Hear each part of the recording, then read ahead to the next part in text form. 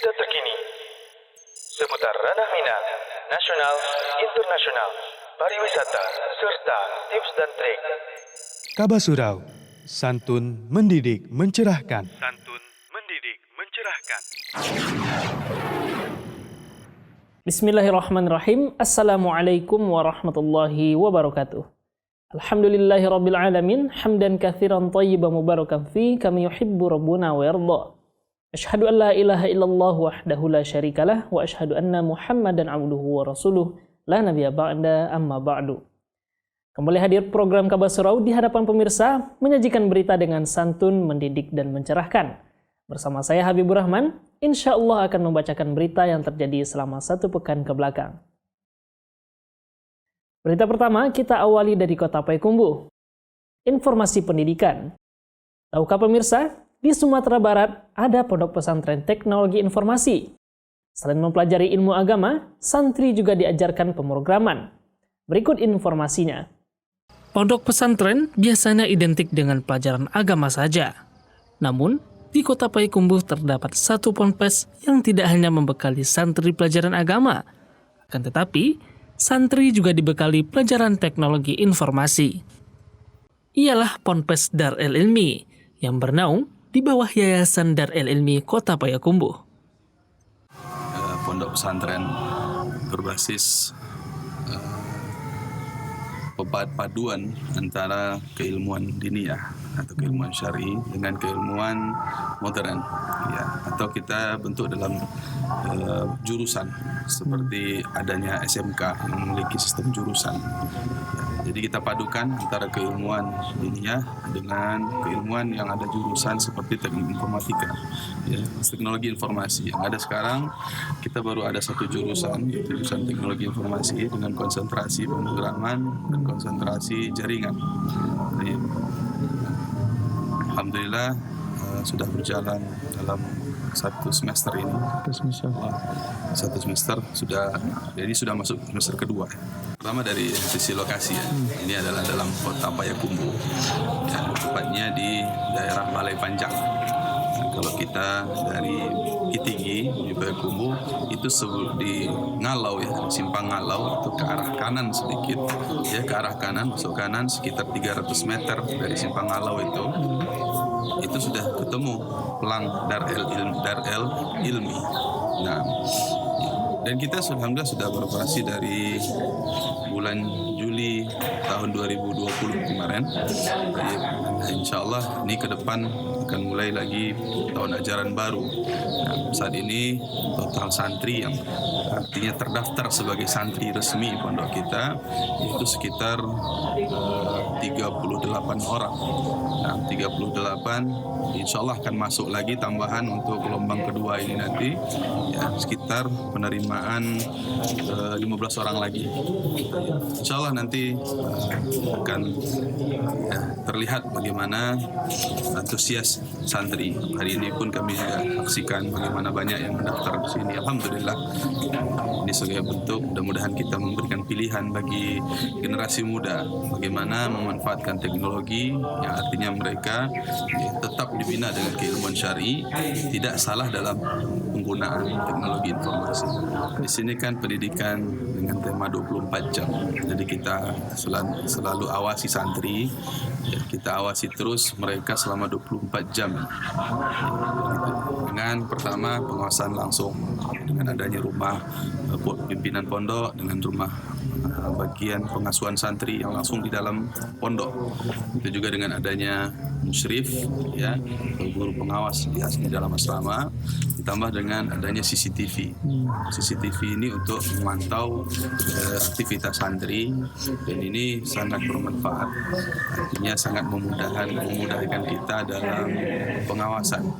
Karena kita tidak tahu ada hal-hal buruk, ada hal-hal yang tidak diinginkan yang dilakukan oleh santri, maka bisa kita jadikan CCTV ini sebagai rujukan atau untuk memantau mereka.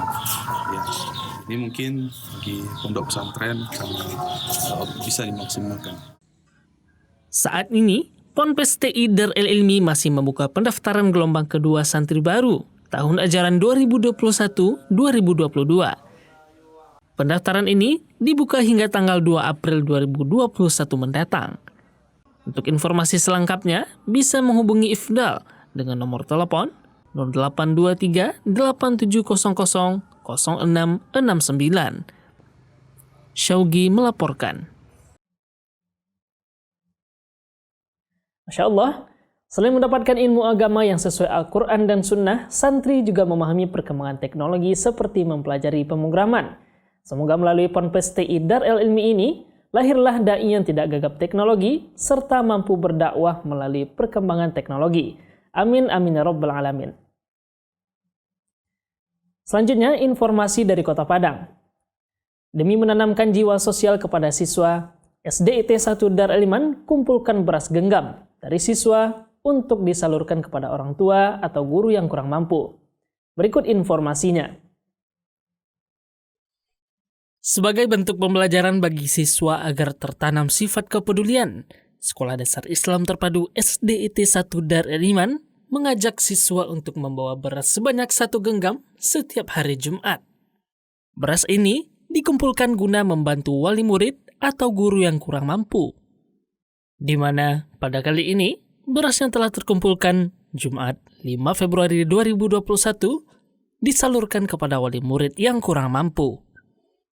Di antara program sekolah kita adalah anak-anak setiap hari Jumat itu infak segenggam beras. Beras itu kita salurkan di antaranya adalah kalau untuk bulan ini kita salurkan untuk wali murid. Total yang kita salurkan bulan ini adalah 250 kilo. Untuk 25 wali murid, satu wali murid kita bantu 10 kilo beras. Dan bulan depan insyaAllah kita akan bantu juga untuk guru dan karyawan.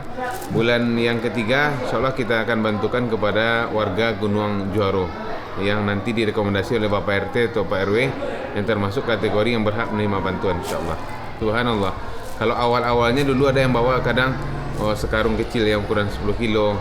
Sekarang ada yang bawa sekilo, ada yang bawa segenggam. Dan ini berbeda-beda. Alhamdulillah ini juga mungkin dorongan dari guru-guru atau dari wali murid yang ingin bersedekah. Ini untuk membantu yang ekonominya terkendala. Melalui program ini, pihak sekolah berharap bisa meringankan saudara kita yang terkendala ekonominya. Kemudian, juga diharapkan memotivasi anak-anak untuk bersedekah. Syaugi melaporkan. Semoga usaha yang dilakukan tenaga pendidik di SDIT 1 Darul Iman dalam program sosial ini dapat menjadi motivasi bagi kita dan menjadi contoh bagi sekolah lain. Selanjutnya, masih informasi pendidikan. Siswa TKIT 1 Darul Iman kunjungi studio Suro TV. Berikut informasinya.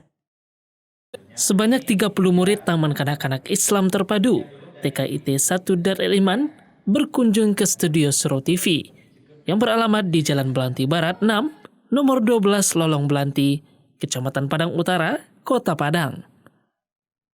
Kedatangan mereka disambut langsung oleh pelaksana tugas PLT General Manager Suro TV, yakni Deli Hermanto, dan Direktur Radio Day, yakni Pausil, Kamis 11 Februari 2021.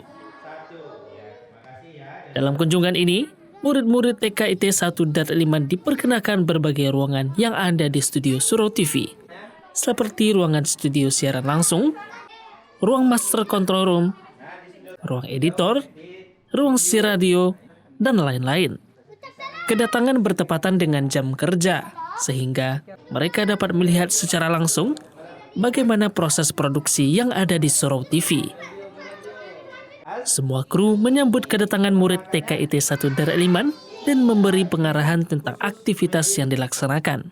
Dengan kunjungan ini, diharapkan menjadi pengalaman yang menyenangkan di masa kanak-kanak mereka dan menjadi pengetahuan di dunia pertelevisian serta menjadi motivasi untuk menjadi pendakwah kelak. Syaugi melaporkan. Semoga dengan kunjungan yang dilakukan siswa TKIT 1 Darul Iman tadi menambah pengetahuan mereka dalam mengenal peralatan yang ada di studio Suro TV dan semoga kelak menjadi pendakwah agama yang hak melalui media. Selanjutnya, kita beralih ke informasi dari Kabupaten Pesisir Selatan. Calon santri Pondok Pesantren Jabar Rahmah telah masuk tahap seleksi. Berikut informasinya. Sembari mengejar target pembangunan gedung pondok pesantren Ponpes Jabar Rahmah, penerimaan santri baru tahun ajaran 2021-2022 telah terlaksana. Ujian seleksi terlaksana di gedung SDIT Jabar Rahmah dan diikuti sebanyak 52 orang calon santri. Sabtu, 6 Februari 2021. Kegiatan kita sekarang itu tes seleksi penerimaan santriwan dan santriwati baru Pondok Pesantren Jabar Rahmah. Alhamdulillah santri untuk gelombang pertama ini atau tahap pertama ini ada sekitar 52 orang. 52 orang putra dan putri. Seleksi kita itu ada seleksi untuk santri, kemudian seleksi wawancara untuk kedua orang tua. Semuanya digali. Adapun santri menjelaskan tentang tes baca Quran, kemudian bagaimana keinginan dan harapannya nanti di pondok pesantren. Orang tua pun demikian, kita wawancarai tentang kebiasaan anak, harapan dia untuk memasukkan anaknya ke pondok pesantren, kemudian menggali tentang aktivitas sehari anak di rumah. Harapan kita semoga Allah mudahkan seleksi ini. Allah tunjukkan mudah-mudahan ini menjadi wasilah terbaik untuk masyarakat menyekolahkan anaknya di pondok pesantren, dan mudah-mudahan ini pilihan terbaik. Allah mudahkan pendidikan selanjutnya. Allah mudahkan pihak yayasan, pihak pondok untuk mendidik pemuda dan pemudi yang berkarakter, memiliki moral dan memahami agama yang baik. Selanjutnya, pengumuman hasil seleksi diumumkan 10 Februari 2021 lalu. Hal ini dijelaskan oleh mudir Ponpes yakni Ustadz Zendri. Di lain sisi, salah satu wali murid calon santri yang mengikuti seleksi yakni Bapak Satria mendaftarkan anaknya ke Ponpes karena sebelumnya anak Bapak Satria telah bersekolah di SDIT Jabar Rahmah. Pertama, saya selaku warga setempat, dan kedua semenjak ini berdiri SDIT Jabar Rahmah, anak saya kan murid pertama yang masuk ke sini gitu. Jadi saya punya harapan setelah ini langsung masuk ke pondok. Alhamdulillah setelah pondok yayasan ada rencana untuk mendirikan pondok, langsung anak saya masukkan. Jadi saya berharap anak saya diterima dan melanjutkan gitu. Hal yang sama juga diharapkan Bapak Suhatril yang menambahkan agar anaknya memahami sunnah dengan bersekolah di Ponpes Jabar Rahmah. Tidak ada kendala. Lancar ya Pak ya? Lancar. Yang ditanya sama tim penguji, untuk apa Bapak menyerahkan anak Bapak ke pesantren Jabar Rahmah? Jawabnya, ingin mengenal sunnah lebih jauh lagi. Kalau untuk anak tadi di tesnya apa Pak? Ya ditanya aktivitas anak seharian gitu, ada merokok atau enggak, kegiatan pernah main game gitu. Ya itu aja Pak. Dengan terlaksananya seleksi calon santri ini diharapkan oleh semua pihak agar dimudahkan dan menjadi wasilah terbaik untuk masyarakat menyekolahkan anaknya di Ponpes, dan semoga ini pilihan terbaik. Syaugi melaporkan. Informasi terakhir dari Pasaman Barat. Dalam upaya mendapatkan air bersih bagi masyarakat, Yayasan An-Najiyah programkan pembangunan sumur bor bagi masyarakat dan pondok pesantren. Berikut informasinya. Terjalinnya kerjasama antara Yayasan Minhajus Sunnah Surabaya sebagai penyalur bantuan dari Muhsinin Dubai dengan Yayasan An-Najiyah Pasaman Barat berhasil membangun beberapa sumur bor di fasilitas pendidikan. Sebanyak 11 unit sumur bor diamanahkan kepada Yayasan An-Najiyah oleh Yayasan Minhajus Sunnah sejak Desember 2020 lalu untuk dibangun di wilayah Sumatera Barat. Di mana di tahun 2020 Desember akhir kita mendapat bantuan 11 unit sumur galian dan sumur bor yang kerjasama dari Yayasan Minhajus Sunnah Surabaya dengan Yayasan Najiyah di Pasaman Barat, bantuan dari Muhsinin Dubai Uni Emirat Arab Dubai Uni Emirat Arab ya. Yang ini adalah merupakan kerjasama kita terus dalam membangun fasilitas sosial kemasyarakatan di samping kita membangun masjid yang tanahnya diwakafkan ke yayasan kita, Yayasan Najia, juga kita membangun fasilitas umum, terutama adalah pengadaan sumur galian dan sumur bor. Dan juga kita membangun di tempat-tempat lain di Pasaman Barat seperti di komplek MTSN 4 Pasaman Barat dan juga di daerah Kenali. Dan juga ada tahun ini kita membangun sumur bor juga di Kota Padang. Dan insya Allah di tahun ini juga, di tahun 2021 kita akan dapat lagi bantuan dari beberapa sumur bor yang insya Allah akan kita bangun juga di Pasaman Barat dan juga di Kabupaten Darmasraya. Kami sampaikan kepada pemirsa sekalian, kalau seandainya ada membutuhkan untuk sulit airnya, misalnya mendapatkan sumur air bersih untuk konsumsi minum, ya nanti juga kita insya Allah akan berusaha ya menyampaikannya kepada donatur kita dengan syarat yaitu tanah wakafnya untuk sumur bor ukurannya 3 x 7 meter.